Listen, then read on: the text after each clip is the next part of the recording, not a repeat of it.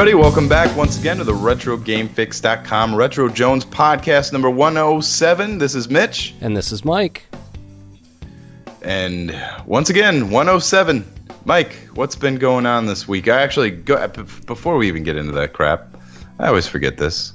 Give the contact info. What's the contact info? Oh, wow, you caught me off guard. I don't even know how to get a hold of us. Twitter.com, YouTube.com, Facebook.com/RetroGameFix. Otherwise, questions at RetroGameFix.com. Otherwise, 678-995-5103 is the phone number. And by the way, Mitch, I don't know if you've noticed, but somehow we're still just getting a ton of YouTube followers. We've got like 300-something now, which isn't a lot for a lot of people, but we haven't been doing a lot of videos, so... Yeah, it just really picked up at one point. I don't even know what point it was. It just took off. So that's interesting. Okay, whatever. Yeah, we'll take it. Keep on growing. Make us them billionth of a penny. I checked. I think we're at like 87 cents of revenue. Damn. I don't know. That's a new record for us. Yeah, I don't know when they'll actually cut me a check, but cut you an 84-cent check. Yeah, I don't know when they'll do that. That'd be dope. So yeah, we got some new. So we're gonna talk some Valve, some VR, some Zelda, some Switch. So I think what we should do here first is get what I've been playing and what you've been up to out of the way first. Oh yeah, we got to start there. So Go ahead. Let me swing it to you first. Oh, okay, all right. I got it deferred right back. Oh yeah. I've got a man-sized predicament. And it's a big one. Goes like this. Yeah. Well, that's actually a little premature, but I'm glad that you did it. You might want to cue it up for a little bit. Yeah, that's kind of a foreshadowing into my story here, right? So yes, it is a foreshadowing. I just wanted to get it out of the way because I'm playing with my new interface. So I just wanted to make sure it was working on the recording, and it is. So go ahead, Mitch. I do kind of have a man-sized predicament, but I'll get to that. So anyway, this week I was talking about the last several weeks that this last Saturday, yesterday, because we always do the podcast on Sundays. I took a trip around what seemingly the world. I felt like yesterday. It was the longest. I've driven longer distances than this, but I was in this cargo van for 13 hours yesterday. It was not something I'd like to repeat. You know what I'm saying? So I drove down to Brunswick, Georgia, and I picked up my taxi pinball machine. And Kevin, the dude that sold it to me, good guy, nice smooth transaction. And then I drove all the way to Augusta, Georgia, which was 3.5 hours from there. And mind you, Brunswick is like almost 5 hours from where I'm at. So I go pick up the taxi. 3.5 hours later, I'm in Augusta, and I swear, I'm going to throw a reference out there, and I know our audience will get it. It's kind of been one of those obscure references that like I can't tell anybody. Nobody gets it. But I know you'll get it, and I know you'll get it. I'm pointing to you, the audience, and I know you'll get it, and I get it. So anyway, the second trip in Augusta was to go pick up a mini outrun for my buddy, because it just was supposedly supposed to add an hour to my trip, and it actually ended up adding more to my trip. So I get to Augusta, Georgia, but actually before I go to this is actually pretty funny. So before I go to Augusta, when I pick up the taxi, let me rewind just a little bit here. This guy, Kevin, because I'm always, when I buy a pinball, I'm always like, oh, so what's the story on this? Where'd you get it? So I know a little bit of history of it, right? So I'm like, where'd you get it from? And he's like, oh, I got it from some warehouse in Augusta. And I'm like, okay, interesting. I'm going to Augusta next to go pick up this mini outrun. And he's like, oh, man, well, be careful. He's like, Augusta's really rough. And any of our people out in Augusta, like, I don't really think Augusta's rough, but like I was taking his word for it that this area that this warehouse was in was rough. So I was like, okay. And he's like, no, man, I don't know if like meth hit this area or what. So this is starting off real good for you. You're like, oh my God. Yeah, I'm like, oh my God, dude, I'm just doing this as a favor for a buddy. I'm like not really making any money doing this or anything like that. I'm just doing this as a favor. So I'm like, I call my buddy. I'm like, I just heard that it's like Augusta, at least where this guy went, was like really rough. And if I get murdered, I'm going to be kind of pissed. And I'm like, you owe me one in that case. So he's like, all right. So I drive out to Augusta. And I can't believe I forgot that big detail when I was about to go into it at first. And I talked to this guy. I called this guy 2 hours out. He's like, wanted me to call him an hour out. But I'm like, well, my cell phone's been spotty. It's been in and out the entire trip. So I call him 2 hours out. And I'm like, hey, just letting you know, I'm 2 hours out just in case my cell phone cuts off. Because that's how I am. I'm prepared, right? And so anyways, he's like, okay, cool, man. That'll give me time to get some work done, blah, blah, blah. So I get close to Augusta. The guy calls me and is like, have you had dinner yet? Because you might want to go get dinner. It's going to take me a bit. And I was like, no, man. Like, look, I've been in this car for this van for like 9 hours today. I really just want to get this done. I gave you plenty of heads up. So he's like, okay, well, I'll try to get this done and whatever before you get there. So look, I get there. Long story short, the guy's 30 minutes late, which does not make me happy. No. And I get to this area where this warehouse was, and here's my obscure reference. That it's not even that obscure. I don't feel like it's obscure, but nobody knows what the hell I'm talking about. You remember? Oh my God! Now I can't even remember my obscure reference. Now I'm thinking too hard. Silent Hill. Remember? Yeah. Terrifying. That's one of my favorite like horror games, I guess.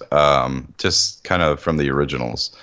But anyways, when it goes into, have you ever seen the movie? I have, but I got to be honest, it was so long ago, I'm not gonna remember. I have to say this. This is my little side thing. It's my guilty pleasure as far as video game movies go. Most of them are crap, as we know quite well, right? Video game conversions to movies just generally aren't that successful, in my brain at least. Silent Hill was pretty good, the first one. I thought that was a really, really good, really creepy, unsettling film. I thought it captured the video game pretty well. But anyways, when like you're walking along and then all of a sudden it shifts to like the hell dimension. And everything kind of just like rots, and there's like black veins that come up on the walls and shit like that. So, anyways, the whole reason I'm saying this obscure reference is when I pull into this neighborhood that this warehouse is, I swear to God, I shifted into that like hell dimension. I'm not even look, I'm exaggerating. I didn't really think I slipped into that hell dimension, obviously, but like it felt like that. It was gross. Like these houses. I swear to God, it was like structurally these houses looked okay, but it looked like they had these black like veins from hell coming up into it. It felt like the whole like reality melted away and I was in this hell dimension. That's boy. How just gross this area was. I was like, oh my God. It was like, it was awful. And I sat there waiting by this warehouse with like graffiti and crap on it everywhere. Fingers crossed, just completely Well, like looking around, I swear I'm just watching drug deals go down right in front of me and stuff. And I'm like, oh my God, dude, come on. And this guy is 30 minutes late. So this is a nightmare. I mean, this is like literally feels like I'm in a nightmare. So you're parked at this thing at this point. Yeah, I'm parked out in front of this quote unquote warehouse. I maybe would have just kept driving. I was about, in fact, I was about to be like, if this guy was like, because he was like, oh, have you eaten dinner yet? You might want to do that. I'm going to be a little late. And it's like, dude, I give you 2 hours notice.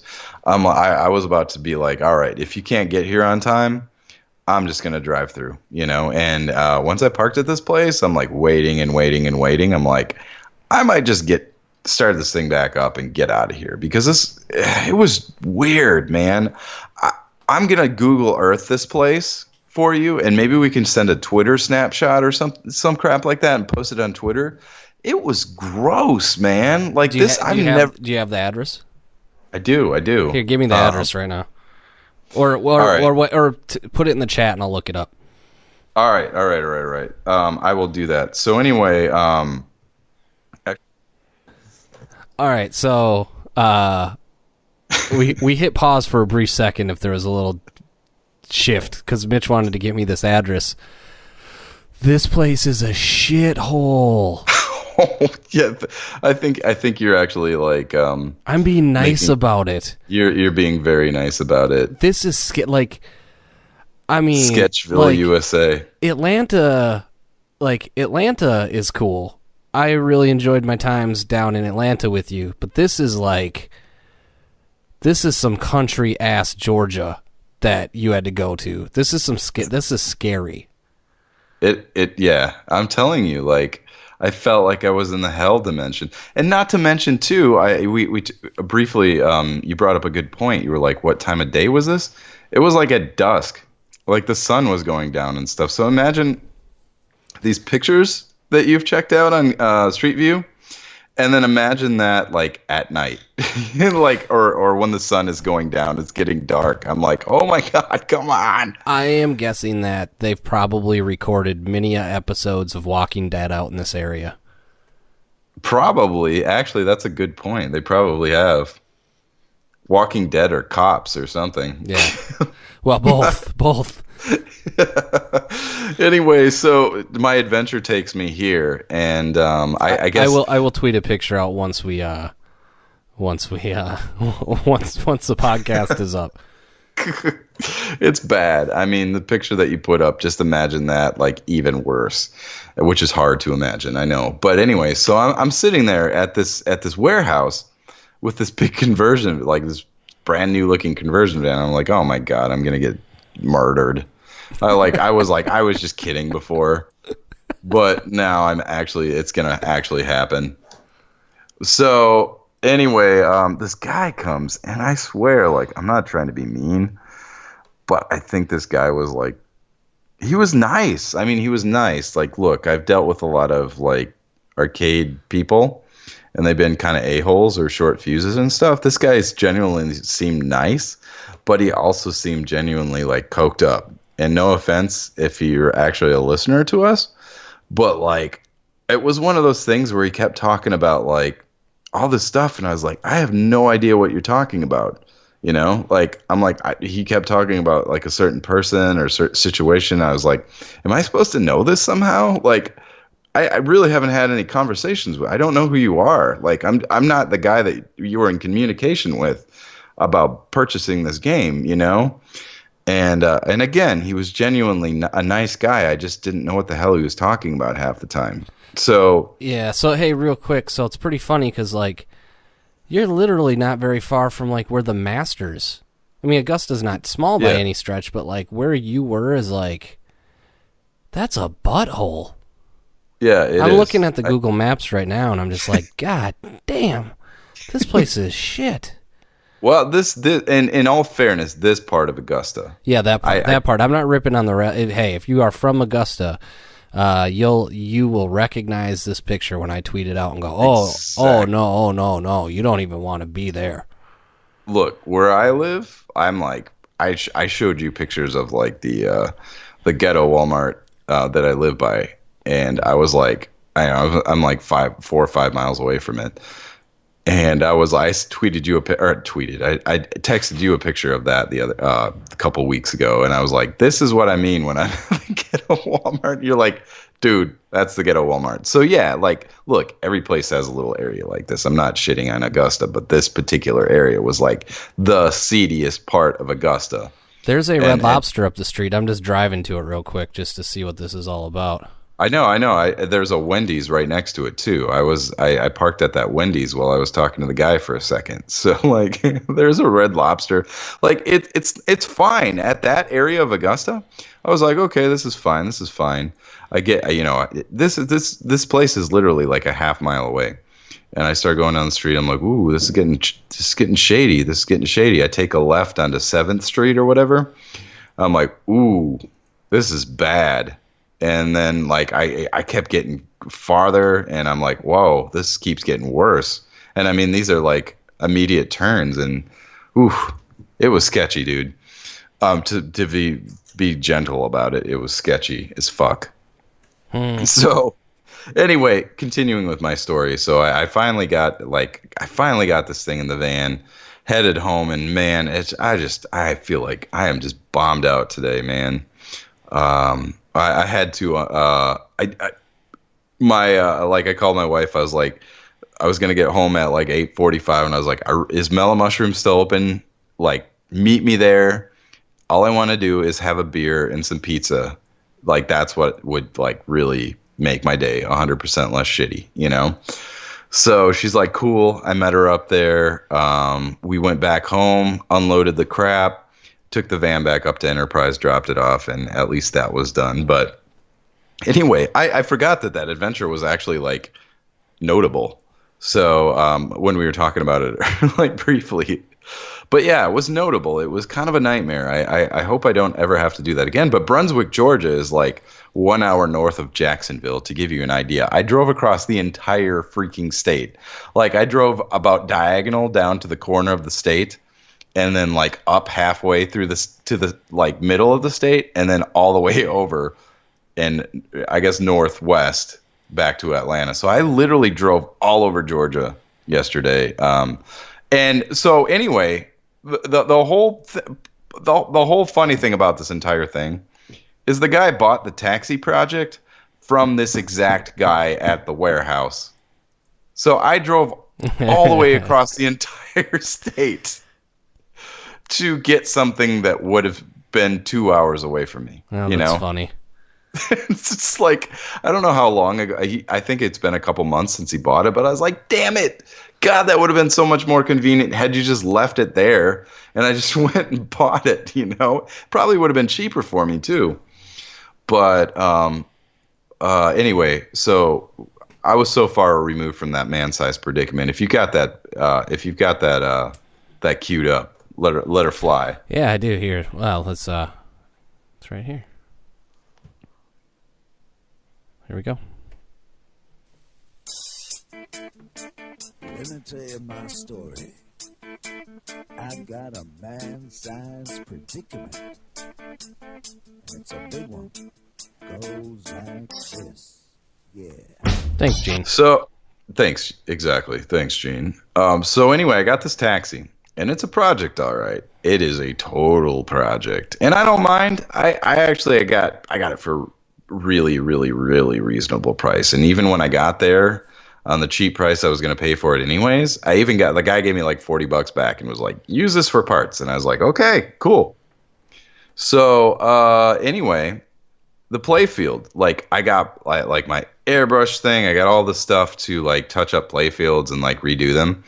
This thing is going to be like a trial by fire. Like, there is no such thing as like a repro playfield anymore because everybody's used theirs. They're just, there's nowhere to buy them anymore, you know? So this is like, I'm going to go into this and like, this is going to be a ton of work. Like, the playfield is. So it's not really a man-sized predicament, but like, I guess it almost is too. I guess you could say it is. This is going to be so much damn work, but I am going to step by step here.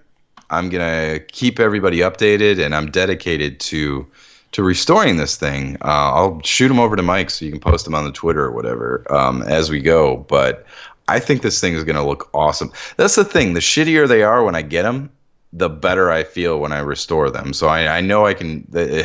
It's an ungodly amount of work, but it's going to be awesome when I get done. I have a feeling. So that is my big weekend adventure, and I'm still feeling sore from that entire thing. So anyway, long-winded. That sounds like, it sounds crazy though.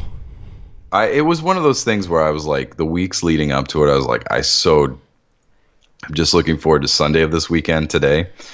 Oh God, I've been dreading it, and I kind of got to the point where I'm like, just like think positive thoughts. That's an adventure, whatever. It didn't work. It still sucked. So that's it. That's all I got. What about that? I'm going to pass it back over to you because that was kind of long-winded. Sure. So I played some games. You played some games. I did play some games. Let's start with Resident Evil 7. So I'm finally almost done with that fricker. Fricker. Dang, watch your potty mouth, man. Watch my language. That game is real good. Yeah. So here's the thing. No spoilers. I'm not gonna spoil anything yet. I will probably spoil some stuff next week because I might actually finish it tonight. From what I gather, I'm about an hour out from being done. But everyone said there's a spot that you get where the game starts to overstay its welcome a little bit. I am at that spot. It doesn't mean the game's any less enjoyable, but again, if you haven't played it, so I'm not going to mention anything spoilery, but there's a shift in the game where it kind of goes from being really horror creepy, and again, here, I'm just going to give if you really want to not know anything, I mean, there's no plot points that I'm talking about here, but I mean, anything, turn it off. So anyway, it's real creepy and real methodical, real early in the game. Mm-hmm. And it gets to a point where some stuff happens and it kind of shifts into like more action. Like, I'm just not scared of it anymore because it changed to being like more monstery and less creepy. And I'm like, all right, well now I'm just running around and shooting the shit out of these monsters. And so that's kind of where I'm at. So it's but it's really good. I'm just like, this could be over any time now. So yeah, but so no crazy stories. No, I didn't.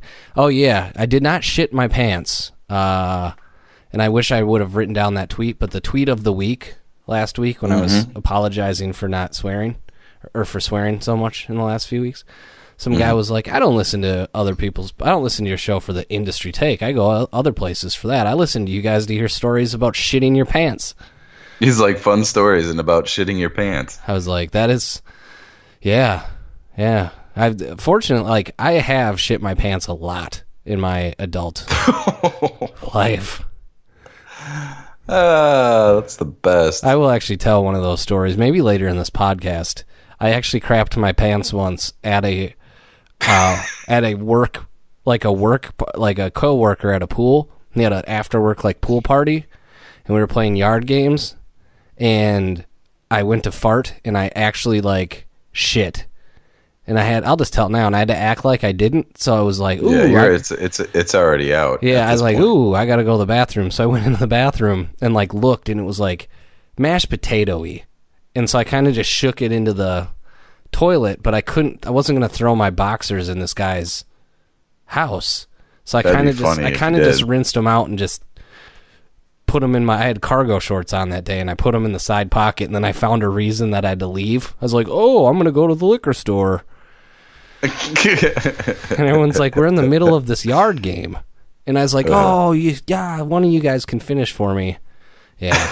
The whole thing, the worst part was when I was walking to the bathroom, I knew, because I wear boxer briefs now, but at the time I was wearing boxers.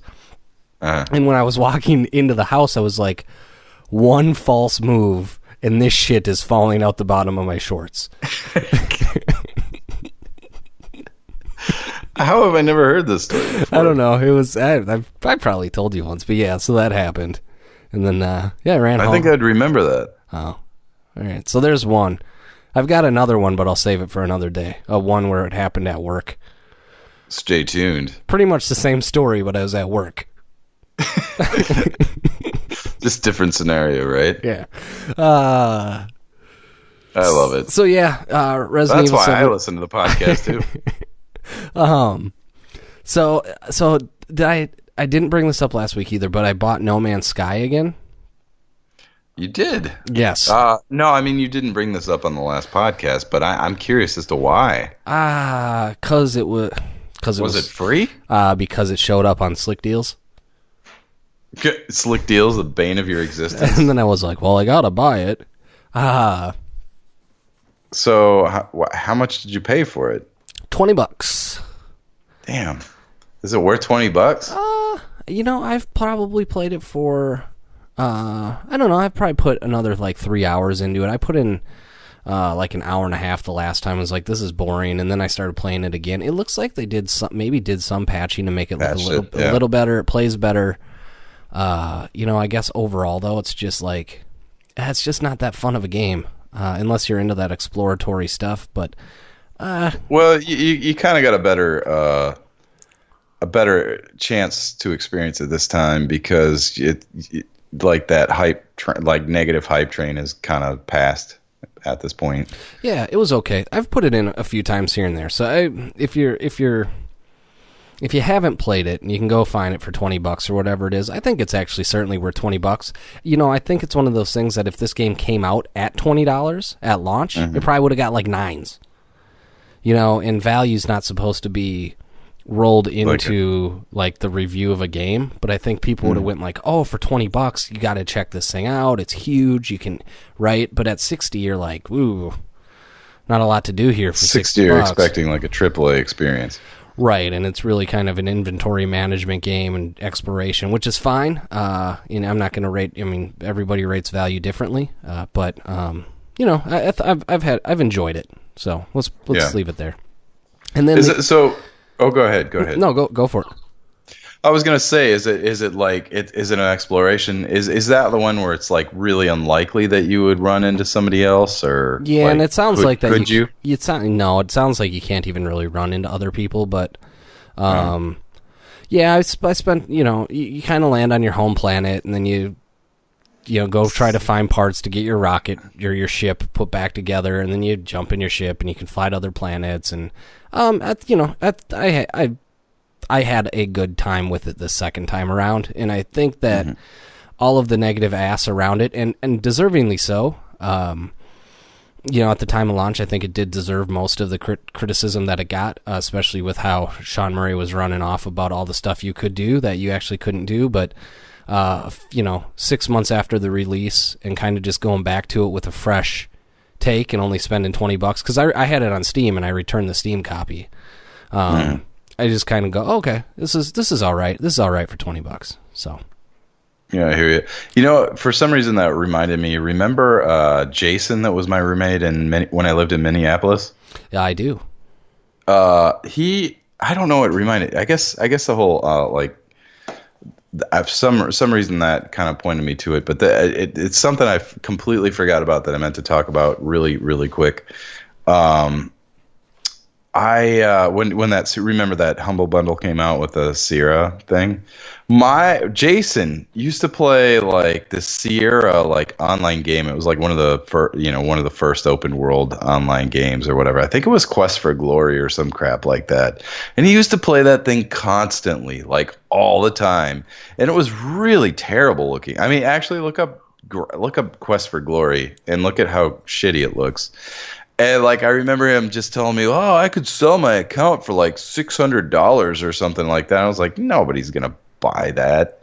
Like this was in like 2000 or something, and I was like, "How do this game looks dumb."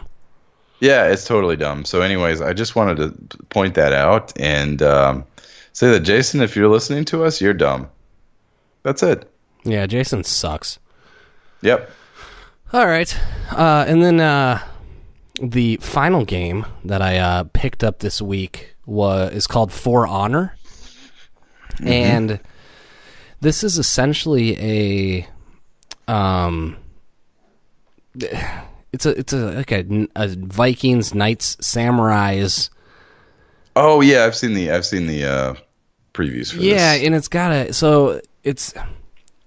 there's not a huge story to it. It's kind of online only. There is a single-player campaign, but it's not real deep. It kind of serves as a tutorial for the multiplayer. So essentially you play as like a knight, and you go through like 5 quests, and you can play as a samurai, you go through 5 quests, you can play as a Viking, go through 5 quests. So my buddy Mike and I, another Mike, played through the Knights single-player, and it was really cool. It was really fun, but the gimmick here, the catch, is the new mechanics. I guess I wouldn't call them a gimmick.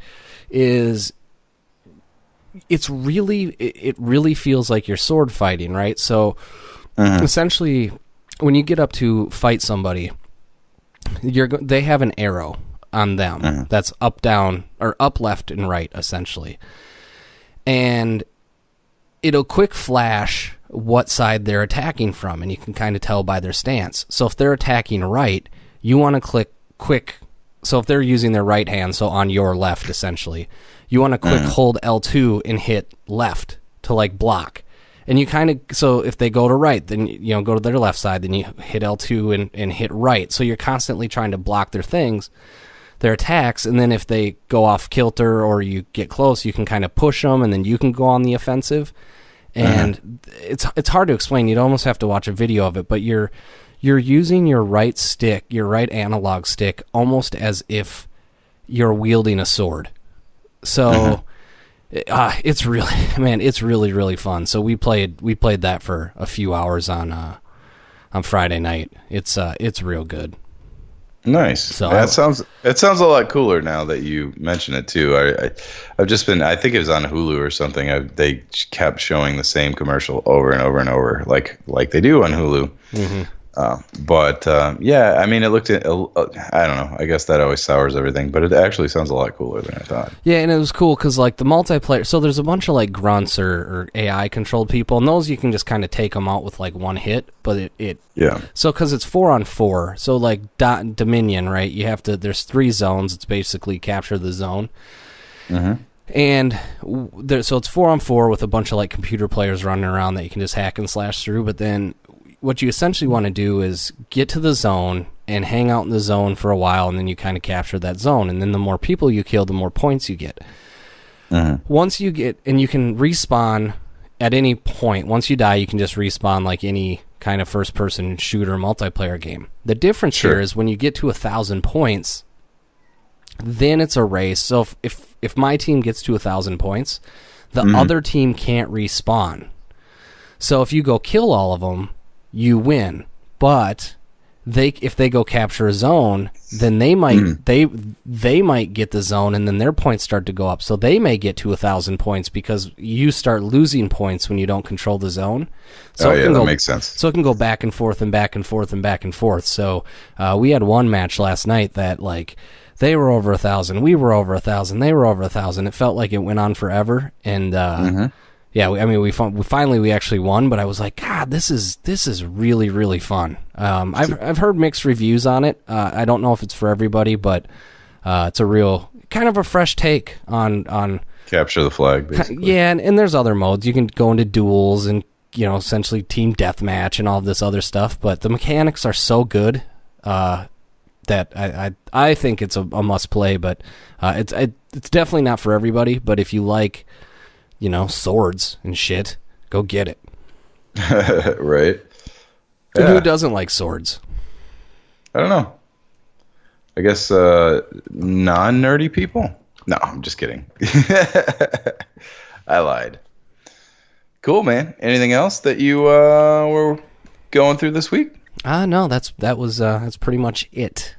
Well, I got to throw this in really quick too. So, like, my son, Johnny, he just turned 18 months old, so he's, like, officially a year and a half as of yesterday. This kid loves pinball. I'm not even just saying that, like, he loves, oh, my kid likes this and, like, projecting stuff on him or anything like that. No, this kid, like, genuinely loves pinball. Like, when we're down in the basement, he'll, like, point to the Earthshaker, and I'll be like, Earthshaker. And they'll point to Whirlwind. I'll be like, Whirlwind and Pinbot, Bride of Pinbot, whatever, and just go through them. He goes through every single one and wants me to tell what every single one is. And his definite favorite is Whirlwind. Like, he loves it. So I'll just sit him up on the glass and, like, the kind of like so his legs and stuff are out of the way of the flippers and stuff. And just play games, and he just loves it. Enough that, like, when we'll just go around and play different games, and then he'll point to the one he wants to play or whatever. And then when we're done with it, when I try to take him out of the basement, like upstairs and stuff, he just goes freaking ballistic. Like, he totally loves it. So I think that's pretty. I think that's pretty cool. It's one of those things where it's like, wow, my kid actually genuinely thinks pinball is kick-ass. So. What does that mean? Nothing, but just a quick little story that I thought was pretty cool.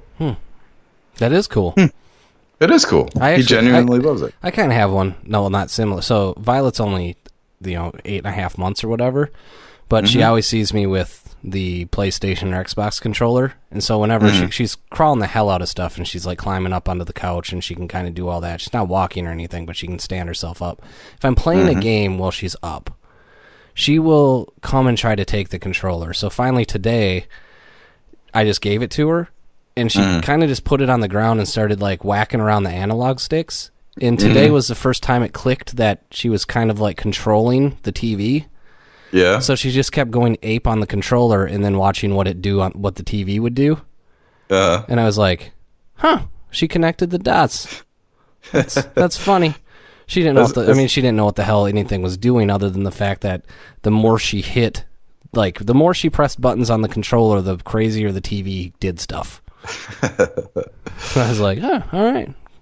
Yeah, Johnny too. Like, I always in the office where I'm at right now, we always put the chair away because he always likes to climb on the chair, and then like I'll come in the room and he's like on his tippy toes, like trying to type crap on the keyboard. So like, we put the chair away. I fold up the chair and just put it away when we're not using it now. Dude's standing on his tippy toes now and like grabbing the mouse and moving it around, and like, you know, the little analog wheel thing or whatever that little wheel thing is on the mouse. He'll just get like a website up and he'll start scrolling that thing, so it's like up and down. It's just like he'll just sit there on his tippy toes so he can see the thing, and then he'll try to hit the keys and stuff. So I'm like, that's pretty weird. So yeah, that's our obligatory, like, we're parents and now you have to listen to our parent story section. Yeah. We don't have a theme song for it yet. We do not have a theme song for the parent stories now. We should get one. Yeah, we totally should. It'd be like, if you're not a parent, you probably want to skip this part. That's probably the lyrics. Or probably even if you are a parent, you might want to skip this part. So anyway, I already wrote the song. Now we just need to put music to it. Yeah, there you go. So, that was great. I can hear the jingle in my head right now. Sweet. Awesome. All right. Well, let's move on. So we've got some news this week. We are going to talk Zelda, and we are going to talk Nintendo Switch, because it is the 12 days till Switchmas.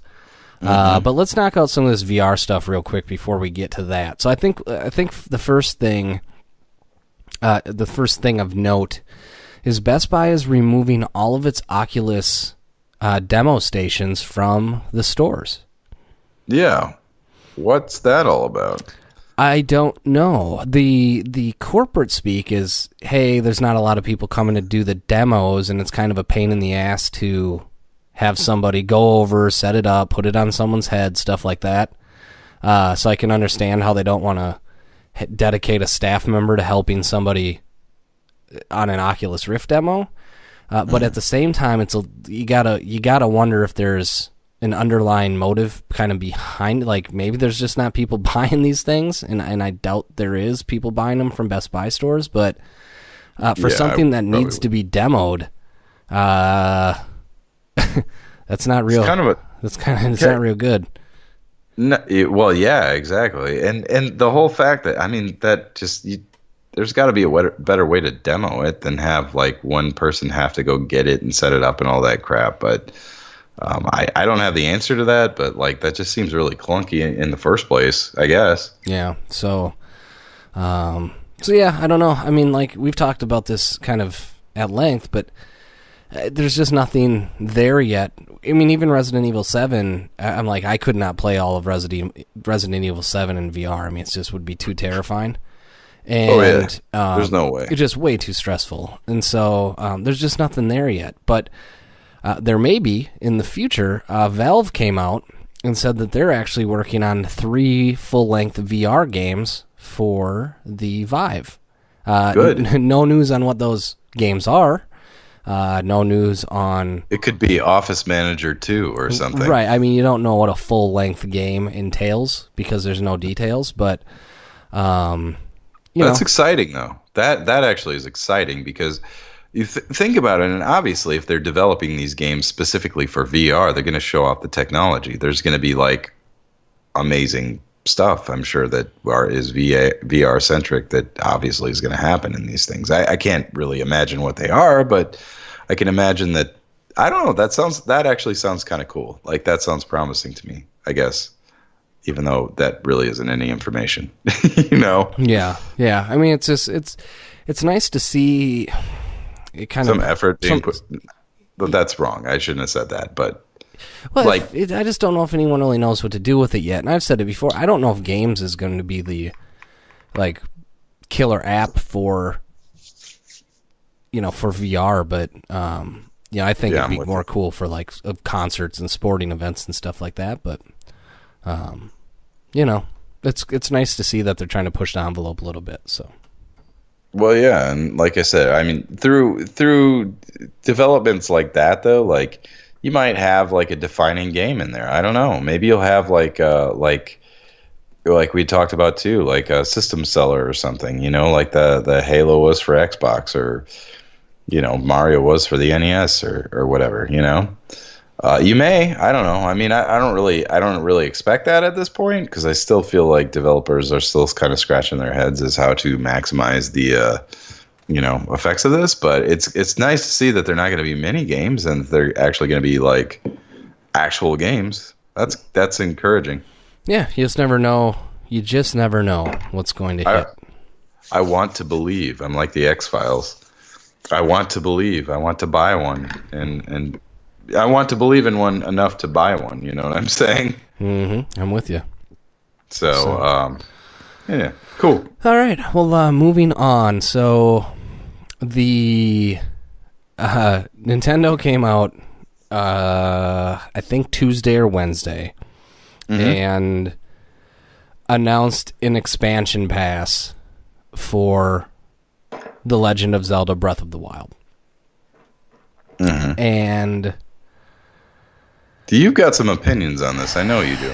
I do. So this isn't uncommon, expansion passes. And when this first got announced... So before you get into that, kind of elaborate on that a little bit. So, I mean, generally speaking, there's many... Almost any time a large game comes out, you expect it to have DLC. You just do. Every single game, a ton of effort goes into games, and these publishers don't want you trading in your game. They don't. Right. They want you to keep it. So you always know you're going to get DLC. Every freaking game gets DLC, and every game gets expansion passes. But with this announcement, it really bothered me because, and I'm going to be a little bit of a hypocrite here, and I'll eat crow, because I got upset with Nintendo doing this, and I think my initial thought was, they're coming off a colossal commercial failure in the Wii U, and now they're going to come out and try to get into gamers' good graces by doing something that gamers hate.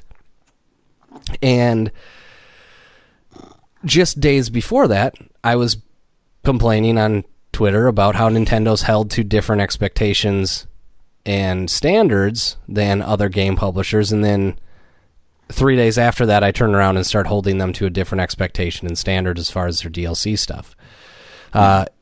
Also compounded by the fact that Chris Johnston from Player One tweeted back at me and said, well, did you buy the DLC and expansion passes for Mario or Mario Kart and Hyrule Warriors and da-da-da-da-da? And I was like, yeah, I did. And I didn't complain about it then. Right. So I had a little bit of a change of heart on the expansion pass. That said, right, I'm kind of like, all right, well, you know what? They're building this huge world. Everybody does DLC. I don't have to buy it. It's completely optional, right? The game is complete regardless. If I want the expansion pass, if I want the extra content, it's up to me to buy it. Here is where Nintendo still pissed me off. With the expansion pass, and this is, everybody hates this when publishers and game companies do this. Ask me what's in the expansion pass. You want me to ask you what's in the expansion pass? Mm-hmm. What's in the expansion pass? They didn't really provide any details. They want you to buy something sight unseen, essentially. Really? Here's what they said. if you pre-order the expansion pass before the game even comes out on March 3rd, they're going to give you three treasure chests. What's in those treasure chests, you may ask? Well, I was wondering that. Useful items and in-game clothing, one of which is a Nintendo Switch t-shirt that you can put on Zelda, or on Link. It just doesn't seem like something I'd be interested in. Okay, so also what you get in this is DLC pack number 1. You get a Cave of Trials challenge. What is that? I don't know. You get a new hard mode. What is that? I don't know. You get an additional map feature. What is that? I don't know. Oh, I know all the answers to all those. So DLC pack 2 coming out in winter 2017. New original story. Okay, cool. That sounds significant. New dungeon and additional challenges. All right, awesome. DLC pack 2 sounds great. But essentially what they're doing is like, we don't really know what it is yet, but we want you to fund it.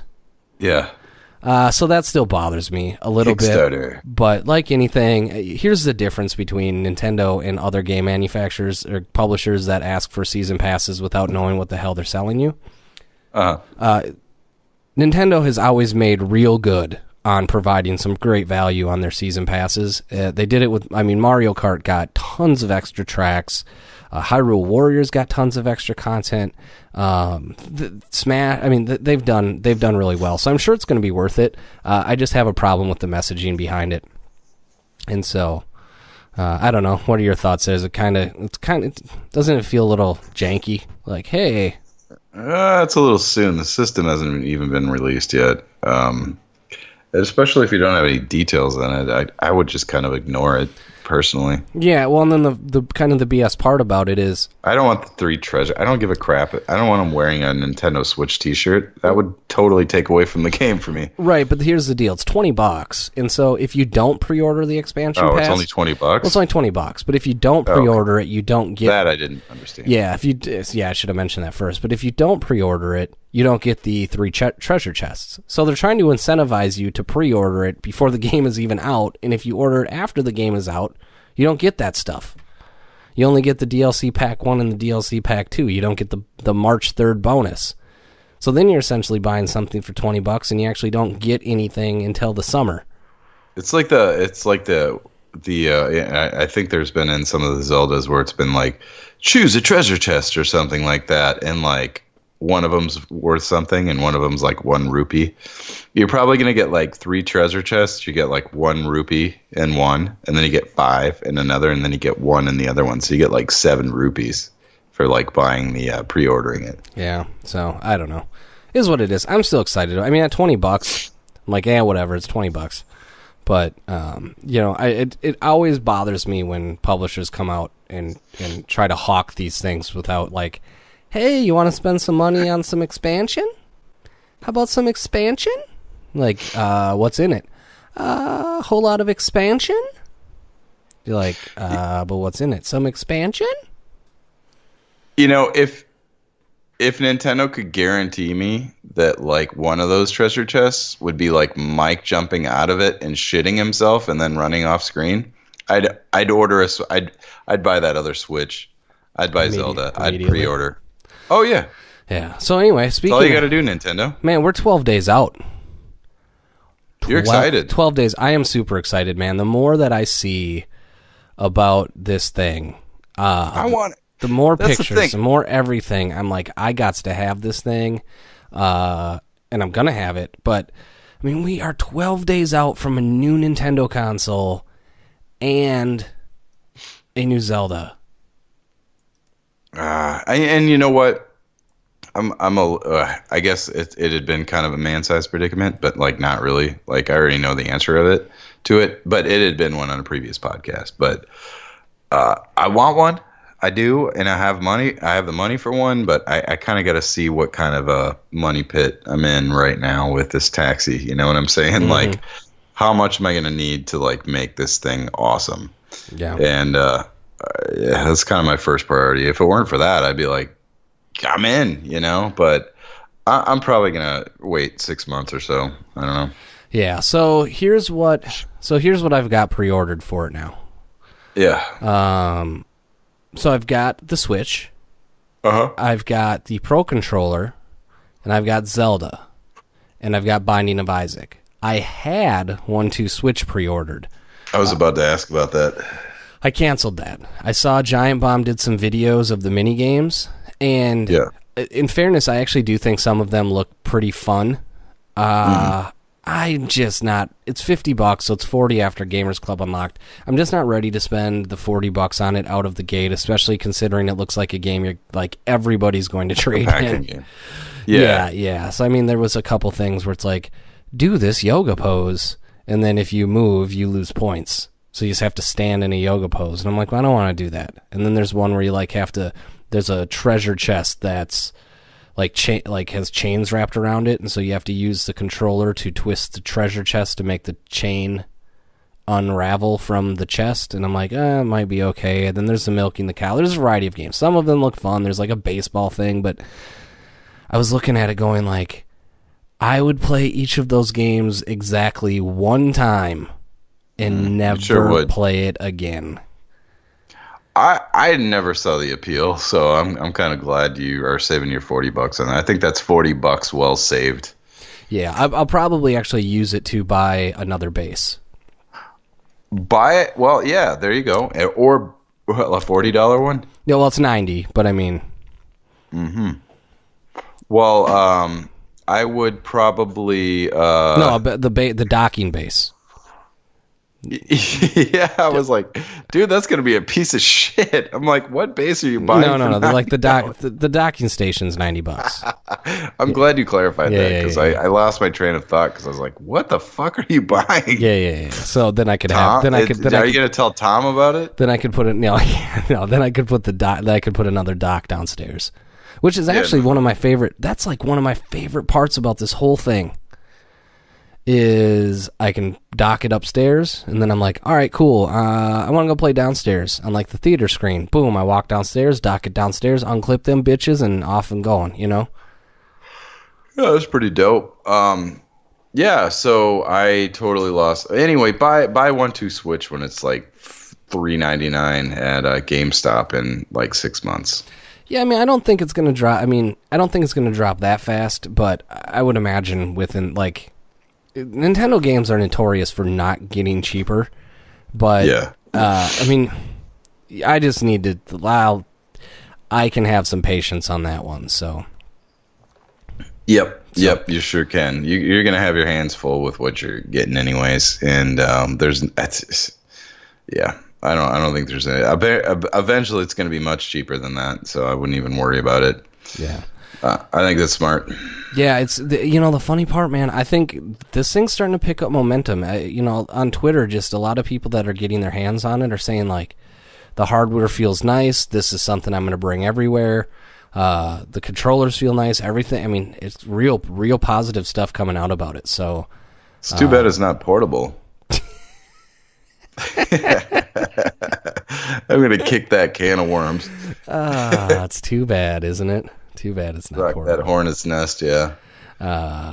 So yeah, I don't know. I mean, I guess there's. I thought we'd have more details or more to kind of talk about on that, but it's just like the countdown begins.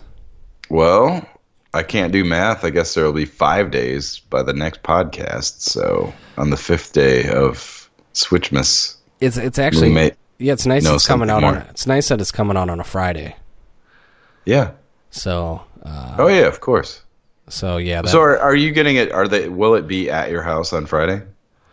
Yeah, usually the Best Buy stuff shows up the same day's release. So yeah.